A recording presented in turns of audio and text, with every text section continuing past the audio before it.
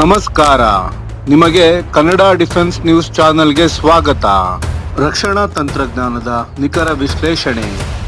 ಭಾರತ ತನ್ನದೇ ಸ್ವದೇಶಿ ದೀರ್ಘ ಶ್ರೇಣಿ ಇಂಟರ್ಸೆಪ್ಟರ್ ಕ್ಷಿಪಣಿಗಳನ್ನು ಪರೀಕ್ಷಿಸಲು ಸಜ್ಜಾಗಿದೆ. ಕೆಲವು ಮಾಹಿತಿಗಳ ಪ್ರಕಾರ ಈ ಪ್ರಯೋಗಗಳನ್ನು ಮುಂದಿನ ವರ್ಷ ಪ್ರಾಜೆಕ್ಟ್ ಕುಶ ಅಡಿಯಲ್ಲಿ ಪ್ರಾರಂಭಿಸಲಾಗುತ್ತದೆ. ಇದು ಪ್ರಧಾನಮಂತ್ರಿ ಮೋದಿಯವರು ಘೋಷಿಸಿದ ಮಹತ್ವಾಕಾಂಕ್ಷಿ ಮಿಷನ್ ಸುದರ್ಶನ ಚಕ್ರದ ಪ್ರಮುಖ ಅಂಗವಾಗಿದೆ. ಈ ಯೋಜನೆಯ ಗುರಿ 2035ರೊಳಗೆ ಭಾರತಕ್ಕೆ ಬಹುಪದರದ ಮಲ್ಟಿ ಲೇಯರ್ಡ್ ಏರ್ ಮತ್ತು ಡಿಫೆನ್ಸ್ ಶೀಲ್ಡ್ ನಿರ್ಮಿಸುವುದೂ ಆಗಿದೆ. ರಷ್ಯಾದ S-400 ಸಮಾನವಾದ ಈ ವ್ಯವಸ್ಥೆಯನ್ನು ಭಾರತದಲ್ಲಿ ಸಂಪೂರ್ಣವಾಗಿ ಸ್ವದೇಶಿ ತಂತ್ರಜ್ಞಾನದಿಂದಲೇ ಅಭಿವೃದ್ಧಿಪಡಿಸಲಾಗುತ್ತಿದೆ.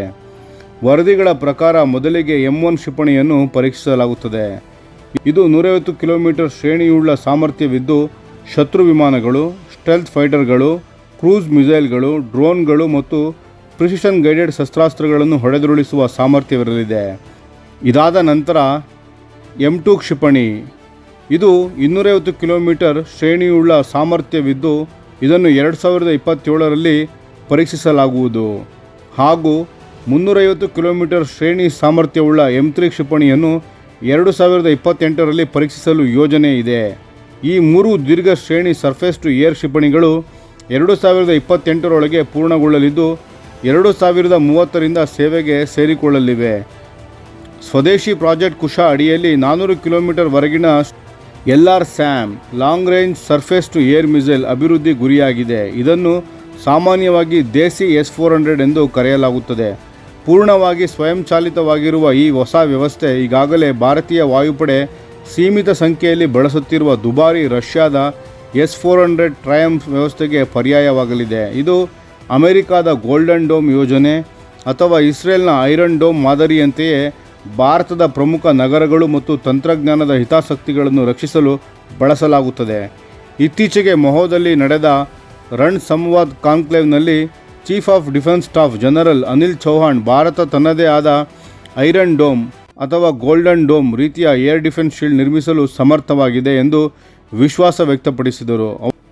ಅವರು ಈ ಶೀಲ್ಡ್ ಕೇವಲ ವೈರಿ ದಾಳಿಗಳನ್ನು ತಡೆಯುವುದಲ್ಲ, ಅಗತ್ಯವಿದ್ದರೆ ಪ್ರತಿದಾಳಿ ನಡೆಸಿ ಶತ್ರುವಿಗೆ ಹೆಚ್ಚು ಪಟ್ಟು ಹೊಡೆತ ನೀಡುತ್ತದೆ ಎಂದರು. ಈ ಮಹತ್ವಾಕಾಂಕ್ಷಿ ರಕ್ಷಣಾ ಶೀಲ್ಡ್ ನಿರ್ಮಿಸಲು ಅನೇಕ ತಂತ್ರಜ್ಞಾನ ಬ್ಲಾಕ್ಗಳು ಈಗಾಗಲೇ ಅಭಿವೃದ್ಧಿಯ ಹಂತದಲ್ಲಿವೆ.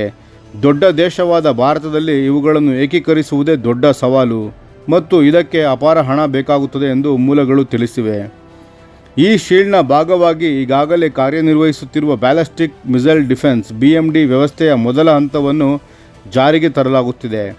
ಕಳೆದ ವರ್ಷ ಜುಲೈ ತಿಂಗಳಲ್ಲಿ DRDO ಯಶಸ್ವಿಯಾಗಿ ಫೇಸ್ 2 BMD ಅಡಿಯಲ್ಲಿ ಎಂಡೋ ಅಟ್ಮಾಸ್ಫರಿಕ್ ಇಂಟರ್ಸೆಪ್ಟರ್ ಮಿಸೈಲನ್ನು ಪರೀಕ್ಷಿಸಿತ್ತು.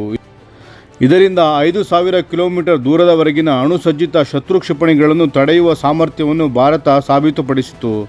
ಪ್ರಧಾನಮಂತ್ರಿ ಮೋದಿ ತಮ್ಮ ಸ್ವತಂತ್ರ ದಿನ ಭಾಷಣದಲ್ಲಿ ಹೇಳಿದ ಮಾತುಗಳು ಇಲ್ಲಿ ಪ್ರಮುಖವಾಗಿವೆ. ಪ್ರತಿ ನಾಗರಿಕನು ಸುಭದ್ರವಾಗಿದ್ದೇನೆ ಎಂಬ ಭಾವನೆ ಹೊಂದಬೇಕು. ಈ ಮಿಷನ್ ಸಂಪೂರ್ಣವಾಗಿ ಸಂಶೋಧನೆ ಆಧಾರಿತವಾಗಿದ್ದು, ಸ್ವದೇಶಿ ತಂತ್ರಜ್ಞಾನದಿಂದಲೇ ಅಭಿವೃದ್ಧಿಯಾಗಲಿದೆ. ಇದರಿಂದ ಮುಂದಿನ ದಶಕದಲ್ಲಿ ಭಾರತವು ತನ್ನದೇ ಸ್ವದೇಶಿ ತಂತ್ರಜ್ಞಾನದಿಂದ ಗಗನವನ್ನು ಸಂಪೂರ್ಣ ರಕ್ಷಿಸುವಂತಹ ಭವ್ಯ ಮಿಷನ್ ಸುದರ್ಶನ ಚಕ್ರವನ್ನು ಯಶಸ್ವಿಯಾಗಿ ನಿರ್ಮಿಸುವ ದಾರಿಯಲ್ಲಿ ಮುನ್ನಡೆಯುತ್ತಿದೆ. ನಮ್ಮ ವಿಡಿಯೋಗೆ ಲೈಕ್ ಮಾಡಿ, ನಮ್ಮ ಚಾನಲ್ಗೆ ಸಬ್ಸ್ಕ್ರೈಬ್ ಮಾಡಿ, ಬೆಲ್ ಐಕಾನ್ ಒತ್ತಿ. ಯಾವ ಅಪ್ಡೇಟ್ಗೂ ಮಿಸ್ ಆಗಬೇಡಿ. ಡಿಫೆನ್ಸ್ ಸುದ್ದಿಗಳನ್ನು ತ್ವರಿತವಾಗಿ ಪಡೆಯಿರಿ. ನಿಮ್ಮ ಬೆಂಬಲವೇ ನಮ್ಮ ಶಕ್ತಿ. ಭಾರತ ಬಲಿಷ್ಠವಾಗಲಿ ಎಂದು ಆಶಿಸುತ್ತಾ ಭಾರತ ಮಾತೆಗೆ ಜೈ.